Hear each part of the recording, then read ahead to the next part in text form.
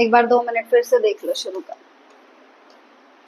देखो चैप्टर है हमारा प्लांट किंगडम, है ना। और प्लांट किंगडम के अंदर हमने क्या देखा कि शुरू का जो क्लासिफिकेशन था, जो अर्लियर क्लासिफिकेशन था, उसने हमें कहा था कि किंगडम प्लांटे के अंदर हमारे पास आएगा मोनेरा, प्रोटिस्टा और फंजाई। और ये जो क्लासिफिकेशन उन्होंने किया था वो किया था कि इन सब के अंदर सेल वॉल प्रेजेंट है। क्या प्रेजेंट है?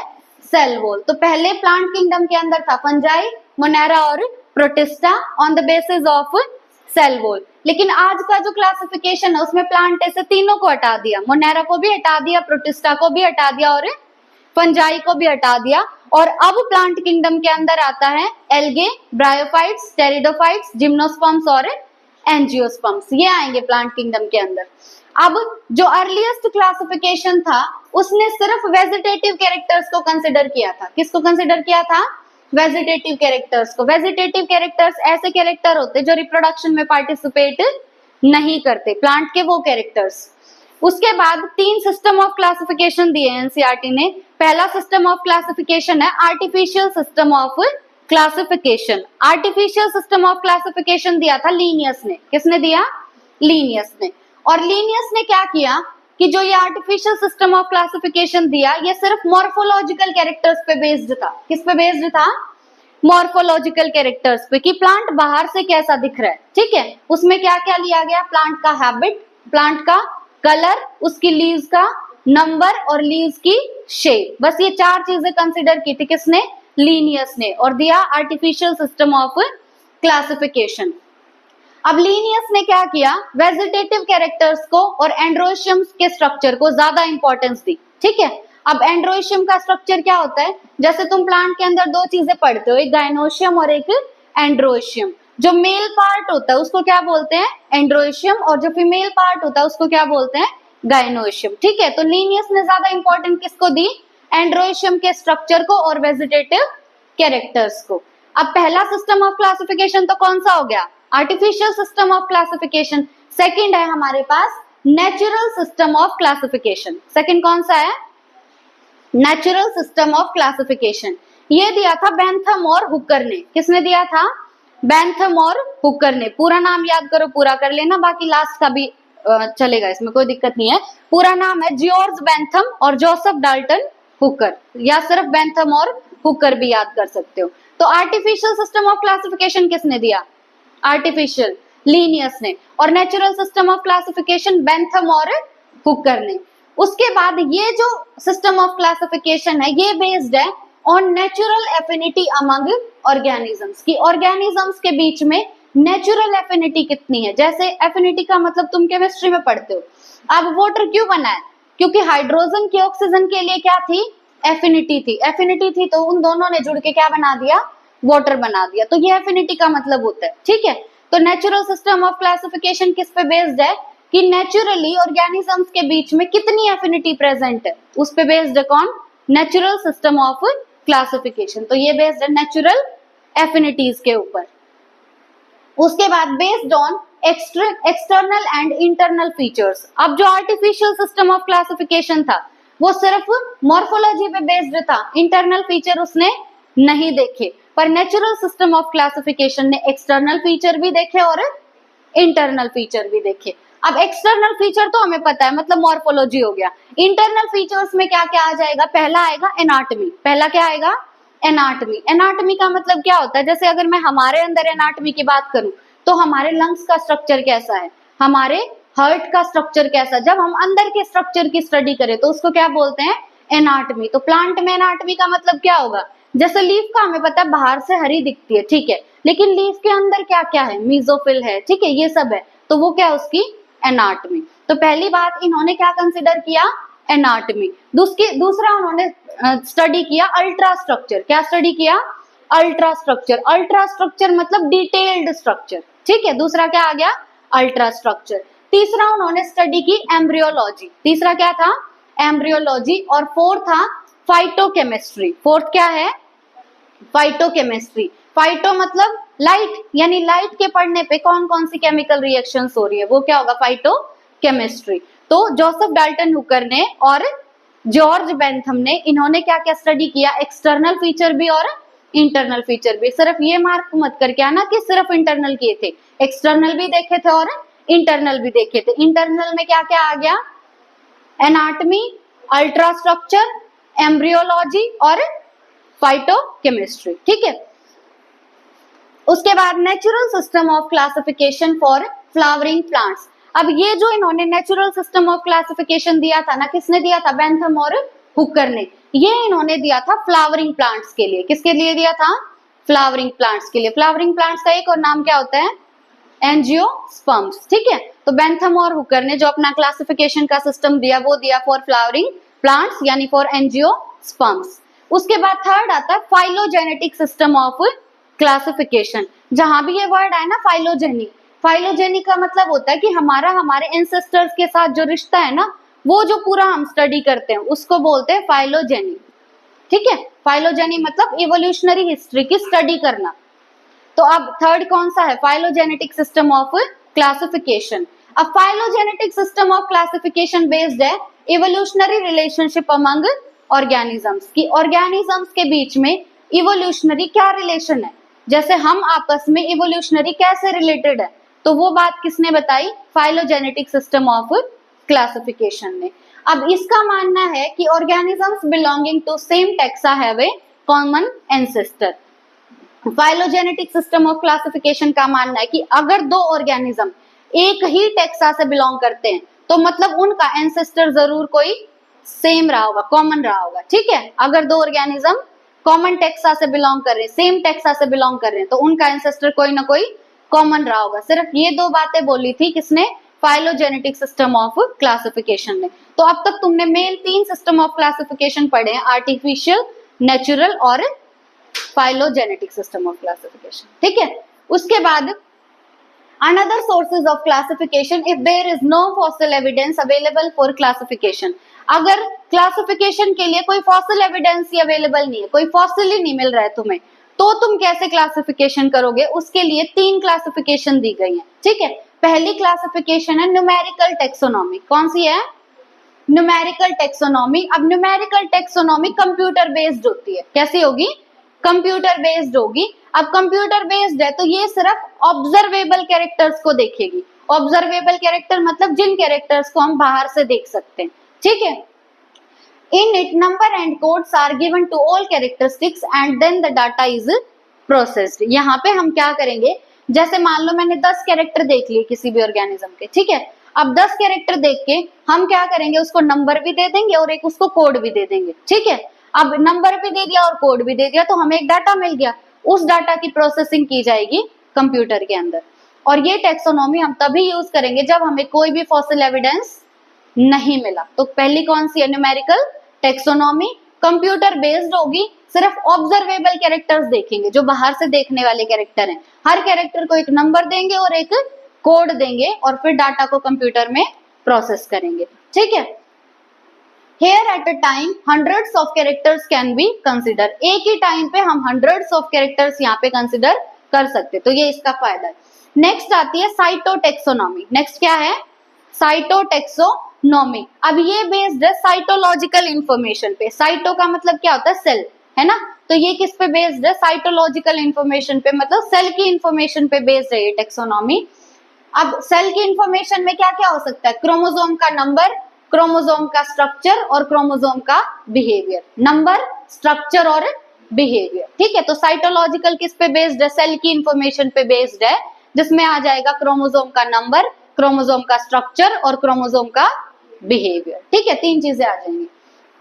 थर्ड आती कीमोटेक्सोनॉमी। अब कीमो मतलब केमिकल्स, तो कीमोटेक्सोनॉमी क्या यूज करेगी, chemical constituents of the plant.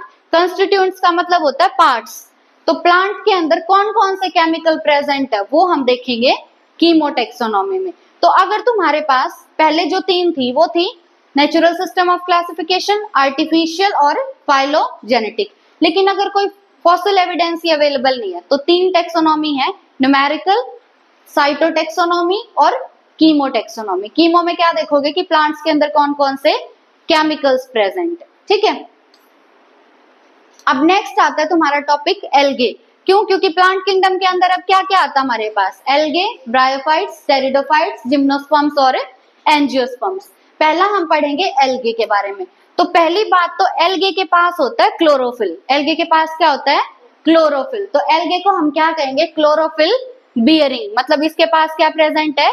Chlorophyll present है। दूसरी बात, एल्गे जो होती है ना वो बहुत सिंपल होती है स्ट्रक्चर में, ठीक है। एल्गे का स्ट्रक्चर कैसा है? बहुत सिंपल। और एल्गे के स्ट्रक्चर को हम बोलते हैं थैलोइड। क्या बोलते हैं? थैलोइड। अब थैलोइड का मतलब क्या है? जैसे मान लो कोई भी एक पत्ता है, कोई भी एक लीफ है, उसको तुम ऐसे धरती में गिरा दो, ठीक है, जमीन पे गिरा दो, तो ऐसे जो एक स्ट्रक्चर पड़ा होता है ना, उस स्ट्रक्चर को बोलते हैं थैलोइड स्ट्रक्चर। क्या बोलेंगे? Thalloid structure. तो एल्गे का स्ट्रक्चर पहली बात बहुत सिंपल है, और दूसरा उसका स्ट्रक्चर कैसा है? थैलोइड है। अब उसके बाद एल्गे जो होते हैं ना वो लार्जली एक्वेटिक होते हैं, मतलब मोस्टली एल्गे हमें कहाँ मिलेंगे? पानी में मिलेंगे, ठीक है। तो एल्गे क्या है? लार्जली एक्वेटिक है। अब एक्वेटिक में भी ये हमें फ्रेश वाटर में भी मिल सकते हैं और मेराइन वाटर में भी। फ्रेश वाटर मतलब जिसमें नमक नहीं है, और मेराइन वाटर मतलब जिसमें नमक है। उसके बाद एल्गे जो होते हैं ना वो ऑटोट्रॉफिक होंगे। अब ऑटोट्रॉफिक क्यों है? क्योंकि इनके पास क्लोरोफिल पिगमेंट प्रेजेंट है, इसीलिए ये होंगे ऑटोट्रॉफिक। तो 4-5 बातें देखिए एल्गे के बारे में। पहली बात, क्लोरोफिल बियरिंग है। क्लोरोफिल बियरिंग है तो ऑटोट्रॉफिक है। स्ट्रक्चर है इनका बहुत सिंपल, थैलोइड स्ट्रक्चर है, और ये हमें लार्जली एक्वेटिक मिलते हैं। फ्रेश वाटर में भी मिल सकते हैं और मेराइन वाटर में भी मिल सकते हैं। उसके बाद हमें बात करनी है एल्गे के हैबिटेट की। एल्गे का हैबिटेट क्या होगा? Occurs in variety of other habitats. जैसे पहला तो हमने क्या देख लिया कि एल्गे हमें पानी में मिल रहे हैं, एक्वेटिक हैबिटेट में मिल रहे हैं, लेकिन और कौन कौन से हैबिटेट है एल्गे के? तो पहला है मोइस्ट स्टोन्स, जो गीले पत्थर होते हैं ना वहां पे भी हमें मिल सकती है एल्गे। दूसरा है सॉइल और वुड, ठीक है। पहला क्या है? मोइस्ट स्टोन्स, दूसरा सॉइल और वुड, तीसरी क्या बात बोली एनसीईआरटी ने कि अगर एल्गे और फंजाई एक साथ प्रेजेंट है तो उस स्ट्रक्चर को हम क्या बोलेंगे? लाइकेन बोलेंगे, ठीक है।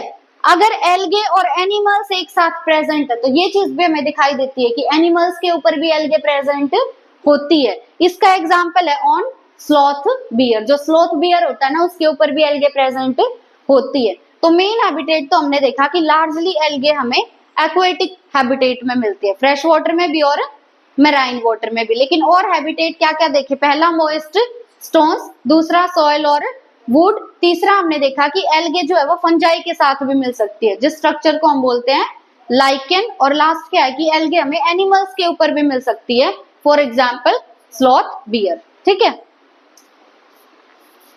उसके बाद हमें देखना है कि एल्गे का जो फॉर्म है और एल्गे की जो साइज है, फॉर्म मतलब कितने कितने टाइप की एल्गी है और एल्गे का साइज कितना है, छोटा है बड़ा है, उस बेसिस पे एल्गे जो है वो हाईली वेरिएबल है, मतलब अलग अलग टाइप की फॉर्म मिलती है एल्गे की और अलग अलग साइज मिलता है एल्गे का। तो फॉर्म के बेसिस पे और साइज के बेसिस पे एल्गे बहुत ज्यादा वेरिएबल है, नंबर वेरी करता रहता है। अब फर्स्ट टाइप की जो एल्गे है ना वो है कॉलोनियल। फर्स्ट टाइप की एल्गे कौन सी है? कॉलोनियल। कॉलोनियल मतलब एल्गे कॉलोनी में मिलेगी, ठीक है। तो कॉलोनियल एल्गे का एग्जांपल है वॉलवॉक्स। क्या है एग्जांपल? वॉलवॉक्स। दूसरी एल्गे हमारे पास फिलामेंटस। दूसरी कौन सी है? फिलामेंटस। फिलामेंटस एल्गे का एग्जांपल है यूलोथ्रिक्स और स्पायरोगायरा। फिलामेंटस एल्गे का क्या एग्जांपल है? यूलोथ्रिक्स और स्पायरोगायरा। कॉलोनियल का क्या एग्जांपल है? वॉलवॉक्स। फिलामेंटस का यूलोथ्रिक्स और स्पायरोगायरा। देन कैल्प्स के बारे में एनसीईआरटी ने बात की है। कैल्प जो है ये भी एल्गे हैं, ब्राउन एल्गे है कैल्प, और कैल्प जो है ना ये मेराइन वाटर में मिलेंगी, नमकीन पानी में मिलेंगी, ठीक है। कैल्प कहाँ मिलती हैं? मेराइन वाटर में मिलेंगी, और ये मैसिव प्लांट बॉडी बना देती है, मतलब बहुत ज्यादा फैल जाती है ये, ठीक है। साइज इनका बहुत बढ़ जाता है। तो ये कौन सा होगा? एल्गे कैल्प होगा, ठीक है। तो हमने क्या देखा? Colonial algae example Volvox, filamentous algae example Ulothrix और स्पायरोगायरा। उसके बाद कैल्प देखा, ब्राउन एल्गे है जो मेराइन हैबिटेट में मिलेगा और मैसिव प्लांट बॉडी बना देता है, ठीक है। उसके बाद इनके रिप्रोडक्शन के बारे में बात करेंगे, और ये एल्गे का सबसे इंपॉर्टेंट टॉपिक है। तो रिप्रोडक्शन जो है ये तीनों टाइप का रिप्रोडक्शन शो करती है एल्गे, वेजिटेटिव रिप्रोडक्शन भी, सेक्सुअल रिप्रोडक्शन भी और एसेक्सुअल रिप्रोडक्शन भी, ठीक है। एल्गे तीनों रिप्रोडक्शन शो करेगी, वेजिटेटिव भी, सेक्सुअल भी, एसेक्सुअल भी। अब पहले बात करेंगे वेजिटेटिव रिप्रोडक्शन की। एल्गे के अंदर जो वेजिटेटिव रिप्रोडक्शन होता है वो होता है फ्रेगमेंटेशन के थ्रू। किसके थ्रू होगा? फ्रेगमेंटेशन के थ्रू होगा। अब फ्रेगमेंटेशन में क्या होता है, जैसे मान लो ये एक लीफ है, ठीक है, इस लीफ के मैंने बहुत सारे टुकड़े कर दिए, तो जो वो टुकड़े की है ना उनको हम बोलते हैं फ्रेगमेंट्स। क्या बोलते हैं? फ्रेगमेंट्स। अब हर एक जो फ्रेगमेंट है वो आगे नया प्लांट बना सकता है, ठीक है, तो यही क्या होता है? फ्रेगमेंटेशन। तो फ्रेगमेंटेशन में क्या होगा कि हर एक जो फ्रेगमेंट है वो डेवलप होके क्या बना देगा? एक थैलस बना देगा। थैलस हम किसको बोल रहे हैं? जो थैलोइड स्ट्रक्चर बोला था ना एल्गे का, उसी को बोल रहे हैं थैलस। तो एल्गे के अंदर तीनों टाइप के रिप्रोडक्शन है, वेजिटेटिव भी, सेक्सुअल भी, एसेक्सुअल भी। वेजिटेटिव रिप्रोडक्शन किसके थ्रू हो रहा है? फ्रेगमेंटेशन के थ्रू। हर एक फ्रेगमेंट डेवलप होके बना देगा एक थैलस। उसके बाद नेक्स्ट है एसेक्सुअल रिप्रोडक्शन। एसेक्सुअल रिप्रोडक्शन में अलग अलग टाइप के स्पोर्स बनते हैं। एसेक्सुअल रिप्रोडक्शन किसके थ्रू होगा? स्पोर्स के थ्रू। और मोस्ट कॉमन जो स्पोर्स हैं उनका नाम है ज़ूस्पोर। मोस्ट कॉमन स्पोर्स का नाम क्या है? ज़ूस्पोर, ठीक है। अब ज़ूस्पोर जो है वो या तो कैसे होंगे? ज़ूस्पोर कैसे होंगे? फ्लैजिलेटेड होंगे। कैसे होंगे? फ्लैजिलेटेड। अब फ्लैजिला जहां भी आ जाएगा, फ्लैजिला का काम क्या होता है? मूवमेंट कराना। तो फ्लैजिला अगर प्रेजेंट है तो हम बोलेंगे ये मोटाइल है। कैसा है? मोटाइल। तो ज़ूस्पोर जो होते हैं वो फ्लैजिलेटेड होते हैं। फ्लैजिलेटेड होना मतलब वो मोटाइल होंगे, ठीक है। अब ये जो स्पोर जब जर्मिनेट हो जाएंगे ना, स्पोर्स का काम क्या होता है? जर्मिनेट होना। तो जर्मिनेट होके ये ज़ूस्पोर बना देते हैं नया प्लांट। नया प्लांट मतलब नया एल्गे, ठीक है। तो हमने एल्गे के अंदर जो वेजिटेटिव रिप्रोडक्शन देखा वो किसके थ्रू हुआ? फ्रेगमेंटेशन के थ्रू। अब एसेक्सुअल रिप्रोडक्शन होगा स्पोर्स के थ्रू। और मोस्ट कॉमन स्पोर्स कौन से हैं? ज़ूस्पोर। ज़ूस्पोर मोटाइल या नॉन मोटाइल? मोटाइल। क्यों है मोटाइल? क्योंकि उनके अंदर फ्लैजिला प्रेजेंट है, तो इसीलिए हम बोलेंगे फ्लैजिलेटेड है। और ये ज़ूस्पोर जब जर्मिनेट हो जाएंगे तो नया एल्गे बना देंगे, ठीक है। उसके बाद नेक्स्ट आता है सेक्सुअल रिप्रोडक्शन। सबसे इंपॉर्टेंट सेक्सुअल रिप्रोडक्शन होगा गैमेट्स के फ्यूजन की वजह से। सेक्सुअल रिप्रोडक्शन किसकी वजह से होगा? गैमेट्स के फ्यूजन की वजह से। फ्यूजन मतलब मिलना।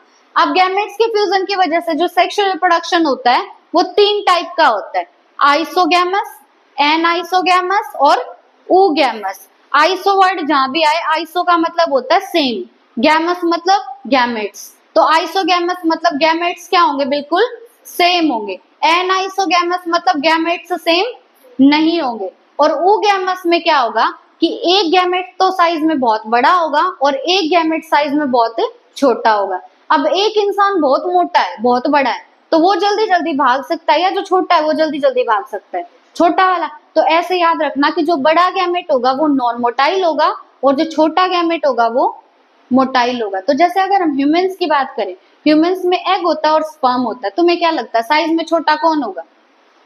स्पर्म।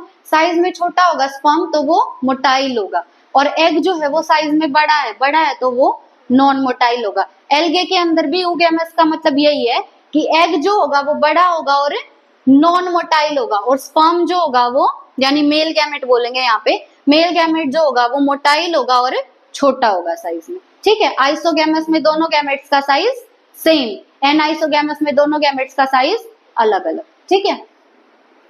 अब सबसे पहले देखेंगे आइसोगैमस। आइसोगैमस मतलब gametes are similar in size. अब गैमेट्स साइज में सिमिलर है, आइसो का मतलब क्या होता है? सेम।